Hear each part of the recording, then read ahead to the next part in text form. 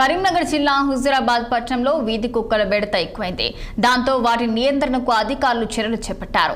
శూనకాలను పట్టుకోవడానికి యూపీ నుంచి ప్రత్యేక టీంలను రప్పించిన అధికారులు వీధిలో సంచరించే కుక్కలను పట్టుకున్నారు. అనంతరం వాటిని ఎనిమల్ బర్త్ కంట్రోల్ సెంటర్ కు తరలిస్తున్నారు.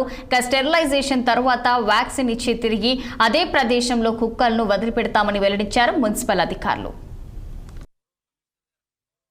ఆదేశాల మేరకు కుక్కలను మనం క్యాచ్ చేసి ఏబీసీ సెంటర్కి తరలించి వన్ డే అబ్జర్వేషన్లో ఉంచి వారిని స్టెరిలైజ్ చేసి మళ్ళీ మనం ఎక్కడైతే క్యాచ్ చేసినామో అదే ప్రాంతంలో విడిచిపెట్టడం జరుగుతుంది. ఈ కార్యక్రమం ద్వారా కుక్కల సంతతిని మనం తగ్గించుకోవడం జరుగుతుంది. కుక్కల సంతతి తగ్గడం వల్ల ప్రజలకు ఎటువంటి హాని లేకుండా డాగ్ వైట్స్ నుంచి మనం రక్షించుకోవడం జరుగుతుంది, ప్రజలను కానీ మన ఎవరినైనా. దీని ద్వారా ఈ కార్యక్రమం ద్వారా డాగ్స్ వైట్స్ తగ్గుతాయి మనకి. అదేవిధంగా మీ ఓన్గా పెంచుకునే డాగ్స్ కూడా మీరు స్టెరిలైజ్ చేయించుకోవాలనుకుంటే మా అధికారులకు సహకరించి డాగ్స్ని మీరు ఇచ్చినచో మళ్ళీ మీ డాగ్స్ని మీకు స్టెరిలైజ్ చేసి ఒప్పగించడం జరుగుతుంది.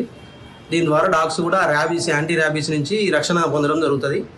తద్వారా ప్రజలకు మేలు జరిగే అవకాశం ఉంది. ఇటు కార్యక్రమాన్ని విజయవంతం చేయవలసిందిగా హుజూరాబాద్ ప్రజలకి కోరుకోవడం జరుగుతుంది.